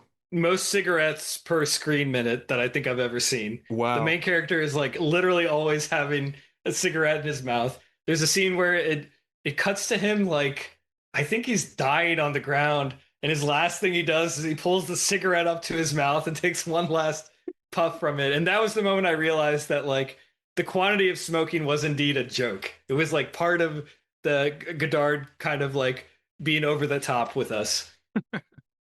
Yeah, so but I think you're right. I think this would smell musty and smoky. In this kind of opening sort of 10-minute scene, we see this party and then we gradually kind of cut back and forth between the party and this sort of perspective of we don't see the person, but it's like we're the person, like out of their eyes, a POV shot creeping around the house. And there's this one really striking image. It's like an attic door that I don't know, it felt to me symbolic of like the heart of evil or something like that. Like whenever it opened, something bad was really about to happen. And whenever you saw into this little box, you only saw darkness, you only saw blackness in there. He comes out and he hides in a girl's closet and she thinks she hears something. It's like kind of the classic tense horror movie scene. And then we're cutting back and forth between her just being kind of depicted normally and then back to the POV shot of a guy looking out through the closet at her. Well, presumably a guy. So this guy has infiltrated the house. He started out outside. He like climbed up the facade of the building, snuck in the attic window, and now he's set up this little base inside the attic of the house, unknown. Right, and we don't really know it's a base at first. We just know he's kind of creeped in. But I think this image of him creeping in and like taking root in a dark part of the corner of a real house is a very evocative image that is resonant with some of the themes that I think this movie is messing with. The girl creeps in and bam, gets suffocated in like one of the garment bags. We see that she gets brought up to the attic and gets this plastic wrapped around her face. Every time the movie cuts to this, which is a whole bunch of times, this image of her with this plastic wrapped around her face, it is very creepy and unsettling. It's a little bit like a doll, like a plasticky look, but it's the visage of death, visage. I don't know how you say that word. I found this very unsettling. And what basically the story kind of comes out from here is they don't know that she has died because she was supposed to leave the next morning and she was like, I'm just going to go to bed and leave early. And then she's dead in the attic. And so they don't even know that she's died. And they're just living in the house, hanging out. And her dead corpse wrapped in plastic is in their attic. And we also realize that this guy's still around too, this murderer. He's hanging out in the attic too. So there's always this layer of tension that murder and darkness are just around the corner for these characters. Yes, beneath the surface. And the inspiration for this story was the urban legend of the babysitter and the man upstairs, where the punchline of that story is the calls are coming from inside the house.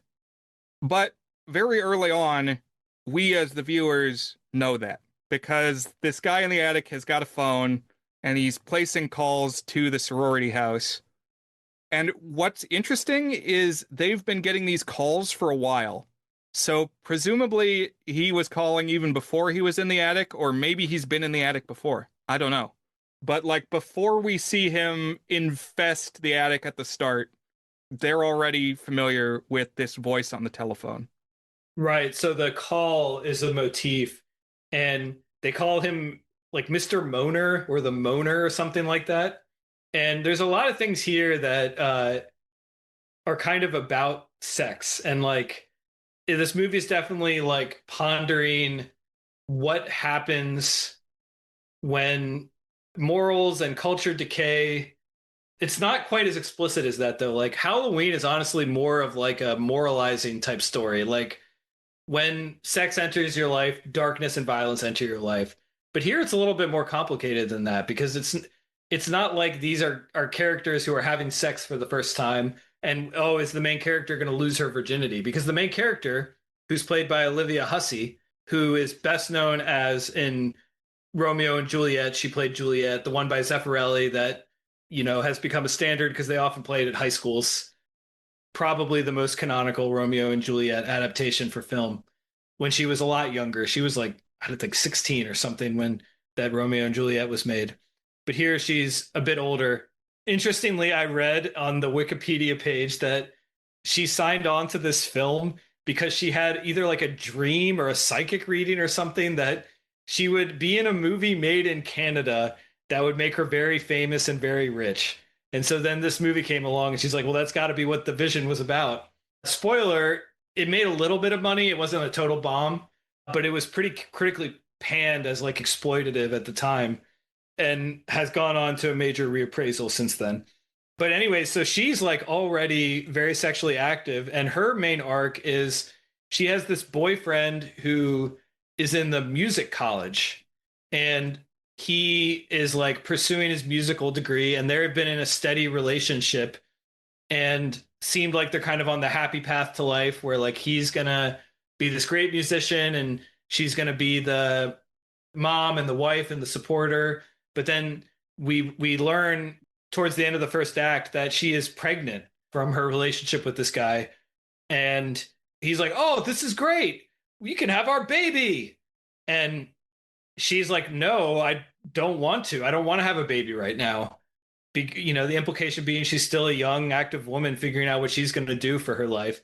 And she just says point blank, I'm going to have an abortion with this baby. I was like, wow, I'm surprised they're dealing with it that frankly. Like it felt like, I guess abortions were fairly common and normalized in 1974 to some extent, that I don't think this would have been like extremely taboo, but it still feels frank in its discussion of it. Yes, like almost callous. I don't know. But definitely of the moment in the 70s. There's themes totally of like female liberation here too. And it's like, when women live on their own, they're facing risks as well. It's like there's risks that come with independence. Basically that the world is not a friendly place sometimes. Yeah, I mean, I found it like thoughtfully ambivalent because it does seem to some extent like that these women are in like basically embracing what kind of resembles like 70s feminism, like you're talking about, like women empowerment. It's a little bit like I've heard they call it second wave feminism.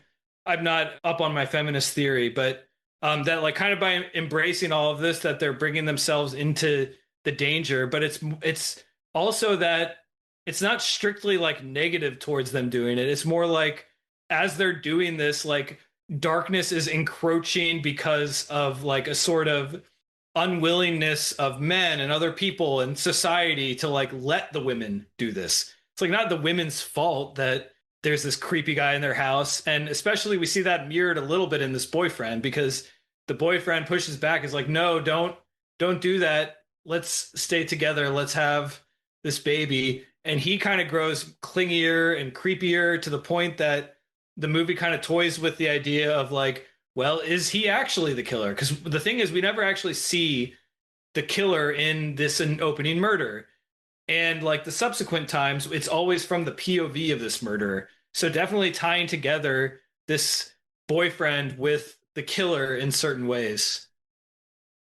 The plot picks up steam when the dad of the first young woman who died gets to town, is like, my daughter never made it here. And my daughter never made it home. We've got to find her.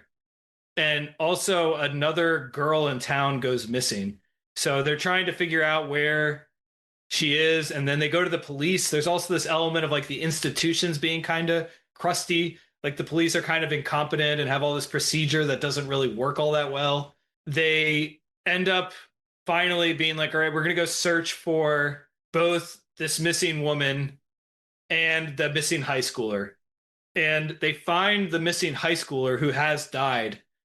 I wasn't quite clear on the connection between the high schooler and the other girls. I think we're to take it's the same killer, but the connection there wasn't clear to me. Right. I was wondering about that too, because the guy seems pretty rooted in the house, but yeah, I wasn't sure. I wasn't 100%. But what I want to talk about is the feeling and the tone, and specifically of these phone calls, which I'm not going to gloss over. It's like when we hear these calls, talk about the experience of that.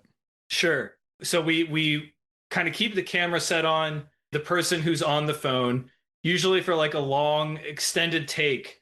And then we hear in like a very kind of intense sound mixing, like loud. You hear the call, but it also has that slight distortion of someone on the phone. And It's like this sort of groaning, moaning, and then there's also it's kind of not entirely clear whether it's actually another person or I think we're supposed to ultimately take away that it's just this killer doing voices. And this killer is using like these names, Agnes and Billy, and also like muttering these cruel sexual asides, and it sounds like murders are kind of happening over the phone too. It's very disturbing. But what were you thinking about this, Brian? Yes. Ostensibly, it's this one very, very crazy person, and they just told the actor go nuts, and they did a really good job. But there's definitely some sound mixing at work here of multiple voices interwoven to the point that it's almost has a supernatural feeling. Like there's no way that one person could be making all these sounds. Also, yes, it's like this person is maybe reliving experiences that they've had in their life. I wanted to get your take on like who is this person because the Wikipedia article calls them Billy. This character, even though all that exists is this first movie and then two remakes of this first movie, but they call this killer Billy. But I feel like that's not totally established because we never see them intentionally. We get these POV shots, and then later we see like shadows, and we see them like out of the corner of reflections, and it's never clear, and we never really learn their story because they're always evasive. My read is that maybe he killed his sister when they were young, which, if that's the case, that would be another thing that got copied in Halloween. Right. So a couple things on what you just said. One is that I think you're right that it's effective that we don't get a clear vision of the killer, which is very different from what became the slasher norm, which was just entry after entry after entry, where the image of the killer became basically the thing that united it. You know, you got Jason with his hockey mask, which by the way, I don't think was came around until the third movie of Friday the 13th, but has become kind of the enduring image of Jason Voorhees as the hockey mask. And Freddy Krueger with his silly hat and scarred face and Wolverine blades on his fingers. You have the shape with that mask, Michael Myers with that mask of like a semi-human face mask. So like these images kind of are conveying the horror, but here we don't get it. And yes, there are no sequels. And I think that kind of empowers this movie to have that ambiguity be much more scary. We get like little glimpses, like you said. Like there's one shot of an eyeball that just like literally made me jump backwards. I was like, oh my God, that it's like bugging out through a crack. And we haven't really seen too much crystal clear. So when we see that eyeball, it's like very unsettling. And I think a couple things about like what we're taking away from the phone calls. It's definitely like a hallucinated fever dream type thing. I think the read that like somebody killed or maybe even like perverted in some way, like molested or like attacked or mutilated. This Agnes, I think, is the name character. And I think it's relevant that it's like these are kind of Billy and Agnes. It's kind of hard to say now, but I think of those as like 50s old fashioned names. Whereas in the 70s, like it's kind of hard to say now because everything from the 70s feels kind of old. But I think even to 70s people, that would have felt like sort of old fashioned names. And I think that's in line with why this is set at Christmas with lots of Christmas imagery, because it's like sullying this most wholesome and celebratory experience when we envision it being like culture coming together and family unity and good moral Christian values of like the traditional structures being like pierced and violated, and like that's really actually darker underneath and insidious in ways that have been kind of masked in the past. And I just found this very evocative and unsettling personally. Right. And so something that gets said in the calls, and like everything with this killer, it's hard to perceive anything super clearly. There's snippets, bits and pieces, and the total effect is that everything is very disturbing. But one of the things that gets said a few times is like, your mother and I need to know what happened to the baby. So this idea that there was something done to the baby, and whether that was abuse of whatever kind, that something was done to a baby. And so that plants the seed of maybe there's some similarity between this killer and the boyfriend who's like, I don't want to kill the baby. That would be wrong. Abortion is killing the baby. And then you got this guy on the phone saying, kill the baby. Yeah. And they did a great job casting the boyfriend because he's got kind of this gaunt, pointed face that you could definitely see being a villain in a movie. It's like the shadows fall on his face that you're like, this guy just gives off vaguely evil vibes just from his look and from his presence too. He's kind of got like it made me think a little bit of Jack Torrance in The Shining, Jack Nicholson, where he's kind of got like a slightly crazy bug-eyed look about him too. But it's also kind of like mirroring the classic dad archetype in some ways too. But Yeah, or like a tortured artist, because in the first part of the movie, he's like working really hard to get ready for this piano recital. And then he does the piano recital. And, with art school, it's kind of hard to tell. It's like, well, did he do a good job or did he not do a good job? But it's like, it didn't seem to go the way that he wanted to. And then the next thing is he's like having a crash out where he's pounding the piano apart. yeah, and it's shot in this like huge auditorium hallway, and it's just him and the piano. So that's like a striking image of a man crashing this piano, smashing this piano in the middle of this big empty hall. The second person who gets killed, or I guess the third if we count the high school woman, but the second one who gets killed and stored in the attic is this woman who I think is like kind of the RA supervisor type lady. Yeah, she's like the den mother, the house mom. Except she's an alcoholic and it's almost played for laughs. Like she's got a bottle stashed everywhere and she's like checking all her places and pulling it out and taking a chug and putting it back. And one of the punchlines is she's getting ready for bed and she's brushed her teeth and now it's time to mouthwash. And she reaches for the mouthwash, but then she pulls back and then she reaches in the toilet and pulls out. She's hidden in like the tank of the toilet, a bottle of liquor. She swishes it in her mouth like it's mouthwash, swallows it, and then takes another glug of it and puts it back in the tank of the toilet. She also gets killed and she kind of gets more impaled.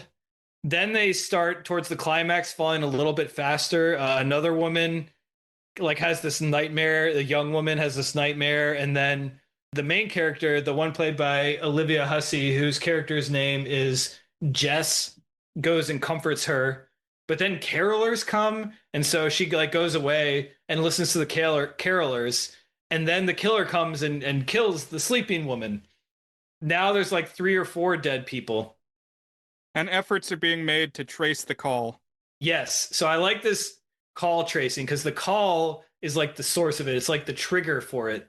The police are like, all right, we're going to tap your phone and figure out who this is.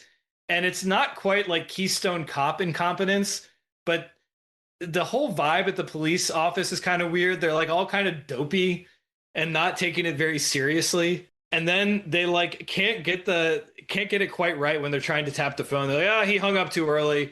Because they're like, this guy who's doing the tracing the call, I really like this set. It's like this huge, I don't even know what it's supposed to be, but like where all the wires are connected. And it's got like this long hallway element to it where he's running around with like, it's almost like cyberpunky space trying to figure out where this call is coming from. He keeps getting it wrong. And finally at the end, he's like, he reads where the address is from. And they're like, no, that's where the call is going to. He's like, no, that's where it's coming from.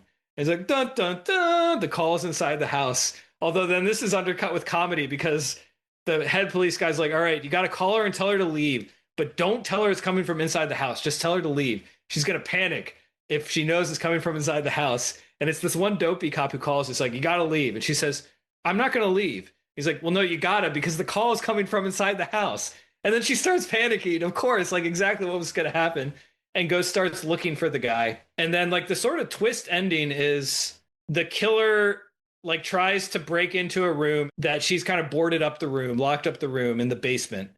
And then the killer disappears. And then she looks out the outside window of the basement a minute later, and it's this man's shadow. And then the man breaks in, except it's the boyfriend. And she's got like this pick. It's like the thing that you use to poke ashes in a fireplace, and she swings it, and well, we actually don't see it, but we just see the aftermath of it. She's like impaled and killed the boyfriend. It was almost like the boyfriend and the killer kind of merged or something like that. Like they were kind of part of the same force. Right. I was unclear. I thought maybe because it's like she swings and then it cuts to the aftermath of the cops coming in and finding them. And it's like the boyfriend is dead, the girl has fainted, and so I wondered, oh well, did the killer kill the boyfriend? What state is the girl in? Oh, And then interesting. the verdict that the cops announce is, well, she killed the boyfriend who was the killer. That's what they say. Right. Except this whole time they've been trying to find the very first woman who died, who got suffocated by the plastic, and they still haven't found her in the attic. And so the movie ends with us looking at that one attic door again, and we see that the killer is kind of still up there with this young woman, face wrapped in plastic, staring out into the dark sky, completely suffocated. Again, a horrifying image to wrap this up. And he makes another call. Right. And so it cuts to credits, zooms out from the house and cuts to credits. Actually, it doesn't cut to credit. It goes over it as the phone is ringing, and we never hear what happens if she picks it up or how she reacts. Yes. So this is what's really crazy to me is Jess is still in the house. They left Jess to sleep in a room. They're like, "Oh, well, that's all taken care of. She killed the killer, so let's let her sleep it off. And just to be sure, we'll put an armed guard outside the house." And it's like, well, okay, I guess they moved the two bodies of girls who died on the lower floor, but it still seems like that requires more cleanup. And like, you're not going to put her up at a hotel or like a witness protection program or like a therapist or something. Right. Like somebody died that night there. Like, yeah, she'll take a nap, and we didn't even really clean up any of the blood. It's just like we literally carried the bodies away. But really, what's important right now is beauty rest. And it works from a thematic perspective, of course, like this idea that it's still trapped in this house. And even if you try to expunge it, darkness always seeps in, and you can't fully expunge darkness and sin in this world. I feel like it's just very rich and a movie you can like pull a lot out of as much as you're willing to kind of think about and put it in. But also, I kind of wrote about this when I wrote about Psycho recently, is that one thing that I think horror, I've kind of discovered with horror and thrillers is that because they're like scary and tense and have like excitement, they're always interesting to watch. Like they're just satisfying to watch on a visceral lizard brain story level. But also they have all this stuff you can like think about, like what is this saying about society? Like to what extent is this a mirror of like things that are going on in real life? I thought Black Christmas was just outstanding in that regard. That it gives you a lot to think about, but also it's just scary and interesting from start to finish. So that is Black Christmas, Brian. I know not a bullet point by bullet point recap, but I was glad we watched it and glad we were able to talk through it. What are some other things you're thinking about Black Christmas right now? I thought it was really well done. I came in not knowing too much about it, and I found it really, really effective. It was scary in a way that not a lot of movies that I've seen lately have been. Just like disturbing and well constructed. Like the colors were always good, and the way that the shots were set up, the blocking of everything. Like, yeah, the scene in the big piano room and the use of like door frames in shots to like make a frame within a frame. It was always thoughtful and like smarter than I thought it was going to be. For it's if it's not just the killer at Christmas movie. Like you could Right. just make an exploitation movie where somebody's killing people at Christmas, Christmas Sleigh from Ernest, and just have it be the stupidest thing and just the grossest. It is pretty gross, but like it's part and parcel with like a meaning. Like this film means something and yet isn't a moralistic cudgel.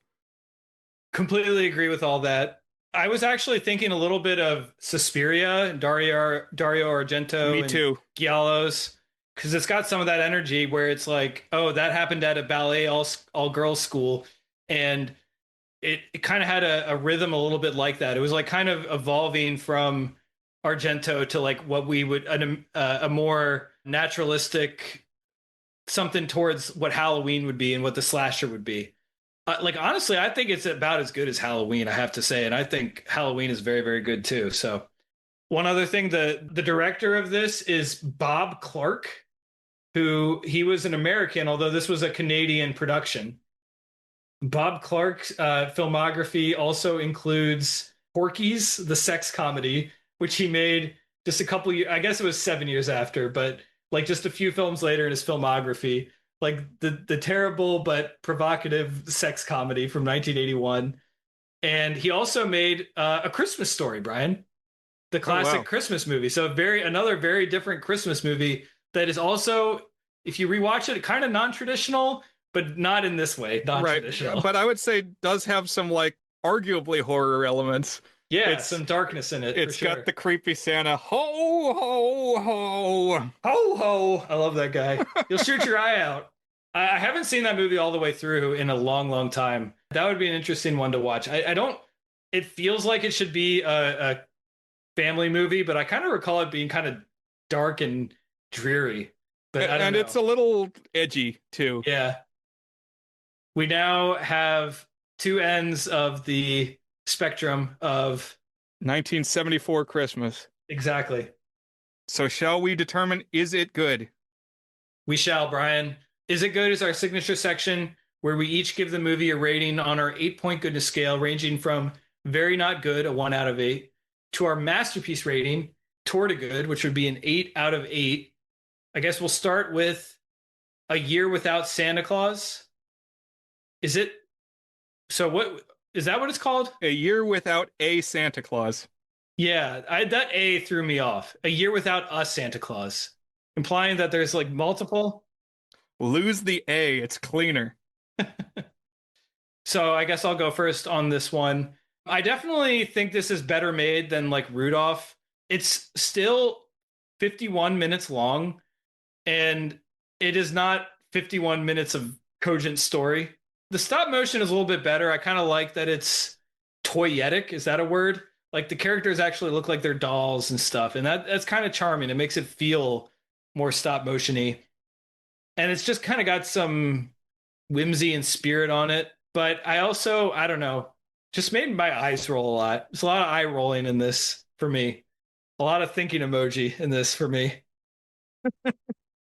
So I'm kind of right on like the 4 out of 5 to 5 out of 5. Like I think I would again put this better at than Rudolph, just because it's a little bit more imaginative and it's just much more pleasant. Like you don't have that noise in Rudolph when his nose glows is one of the worst sounds that humans have invented. Like out of all the sounds, that's one of my least favorite. It's like wee, wee, Like that's when miracle is happening. Oh wow, look at the beauty of this red light. No, my ears are bleeding too much. I can't appreciate it. And yeah, the Heat Miser and Ice Miser are fun. They're charismatic and they got bangers, you know. Let's just to be contrarian, let's make it a 4 out of 5, verging into a 5 out of 5. So I'll call it good-ish. Not quite a passing grade, but almost. What about you, Brian? Cool. Well, I'm not too far away from that. I'm going to give it a 5. A good. I was really charmed by the specific time period and all the little clothes that got made for the stop motion. You know, it's still choppy with the animation, but it has a charm. The animation was done in Japan, which is neat. Like for pretty much all these Rankin-Bass animated in Japan. I could tell more in Frosty the Snowman, where it's the traditional 2D animation. There were especially like crowd shots where it reminded me of like Speed Racer or something like 1960s animation from Japan. But with the Rankin-Bass, it's just so unique that it kind of stands on its own, and it's hard to place to a specific source or culture other than, oh, that's what Rankin-Bass Christmas looks like. But I love the Miser Brothers. I like the songs broadly overall. The Believe in Santa Claus is like legitimately touching. So yeah, I would say worthwhile. One or two more things I wanted to say that I forgot to say before I wrapped on my rating. The two dingus elves are really annoying, but they're just idiots. They're all right. You got to have idiots in a kid's story. There's always an idiot. Jingle bells and jangle bells. I like the voice of Jangle Bells. He's got the like Gomer Pyle Yeah. voice. Yeah. Yeah. Some of the voice work here is pretty good.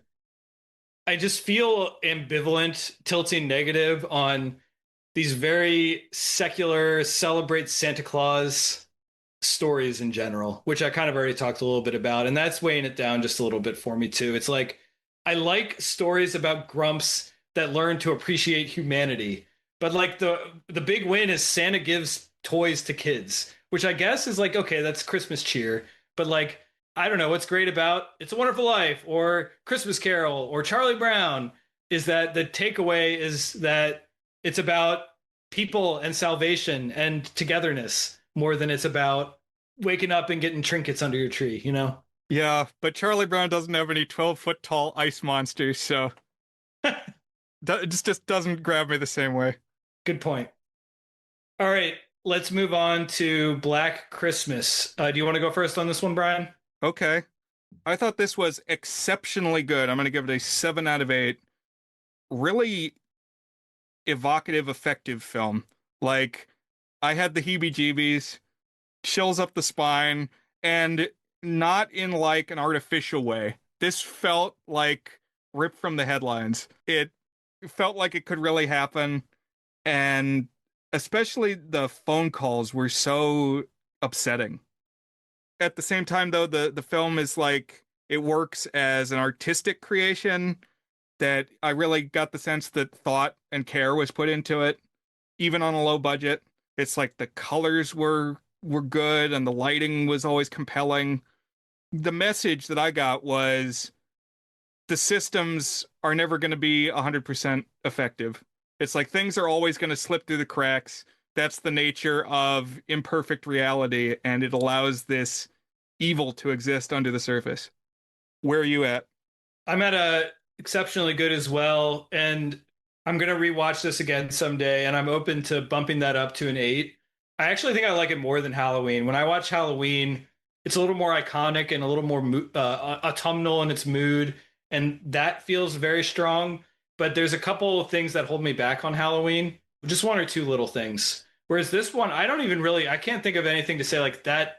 I didn't like that. I mean, I guess I was a little baffled by the story point of the other person dying who wasn't in the house. Like, what does that say about the metaphor of this monster in the house, you know?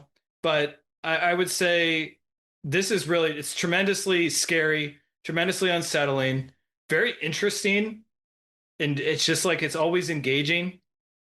I mean, it has this whole arc to it, and it's well made, and it's I don't know. Sometimes like when older movies like this get celebrated, they don't really end up. You watch them and they're like, okay, like people were having fun and they had good craft and they had imagination, but like it was really just spectacle, you know. This one doesn't feel like just spectacle. It's got like a dark heart of truth of danger that struck me and evoked something. So I really like this one. I think it's close to a masterpiece. Terrific film, Black Christmas, 1974. Yeah, and it keeps cutting back to the dude in the attic. And I was sold on the idea that this is a crazy guy that they found because he's like playing with the body in the bag, like talking to it. Like he's created this whole like little dollhouse diorama in his room upstairs. They could just turn the camera on this guy, I'm convinced, and go for 25 minutes at a stretch and be like, do your thing, man. But there we go. So Brian, I think next week we have another little holiday interlude. We're gonna have our Grinchisode, and my brother Will is gonna be returning to the pod. Grinch Fest, Grinchapalooza. We're gonna be talking a couple different outings of everyone's favorite green holiday curmudgeon. A lot of good holiday curmudgeons out there, but this is, I think, probably the top ranked green one. And I think we're just going to have lots of little bits of ephemera to discuss. So I'm looking forward to discussing Grinch with you and Will next week, Brian. Love it. Every inch a Grinch. All right. Thank you, Brian. Thank you, listeners. The year without an episode now has an episode and 2 films. So this has been fun. Bye, everybody.